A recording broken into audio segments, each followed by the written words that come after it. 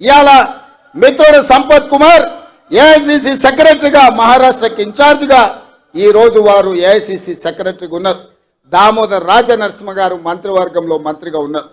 ఇవి సరిపోతాయంటే ఇవి సరిపోవు. నాకు తెలుసు మీ జనాభా ఎంత ఉంది, మీకు ఇన్నాళ్ళు జరిగిన అన్యాయం ఏంది, మీ ఆవేదన మీ ఆలోచన నాకు తెలుసు. అందుకే రేపు రాబోయే రోజుల్లో పార్టీ తీసుకోబోయే నిర్ణయాలలో పార్టీ నియామకాలలో మాదిగ బిడ్డలకు న్యాయం చేసి మీకు సముచితమైన స్థానం కల్పించే బాధ్యత కాంగ్రెస్ పార్టీ తీసుకుంటుంది. మల్లికార్జున్ ఖర్గే గారు తీసుకుంటారు. సోనియామ్మను ఒప్పించి మెప్పించి వర్గీకరణను పార్లమెంట్లో చట్టం చేసే బాధ్యత ఇవాళ కాంగ్రెస్ పార్టీ తీసుకుంటుందని చెప్పి మాదిగ సోదరులకు నేను చెప్పదలుచుకున్నా.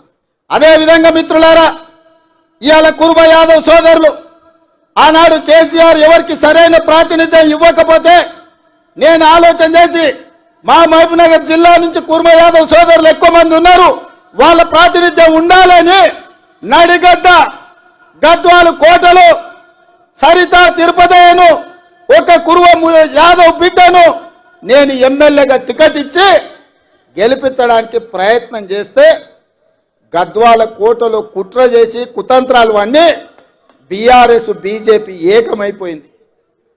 ఆనాడు చీకటి ఒప్పందం చేసుకొని అప్పటి వరకు తగాదాలు ఉన్నాయి మాకు, మా ఇంటి మీద కాకి ఇంటి మీద బాలదు అని చెప్పిన వాళ్ళు ఇవాళ మామ అల్లుళ్ళు ఒక్కటైపోయి కుమ్ముక్కు రాజకీయాలు వేసి ఒక సరితను ఒక ఆడబిడ్డను ఒక కురువ యాదవ్ ఆడబిడ్డను మామ అల్లుళ్ళు ఏకమై అర్నమ్మ నాయకత్వంలో బీజేపీ ఓట్లని బీఆర్ఎస్ కేసి 5,000 ఓట్ల తక్కువ మెజార్టీతోనే ఇవాళ ఆడబిడ్డను ఓడగొట్టారు.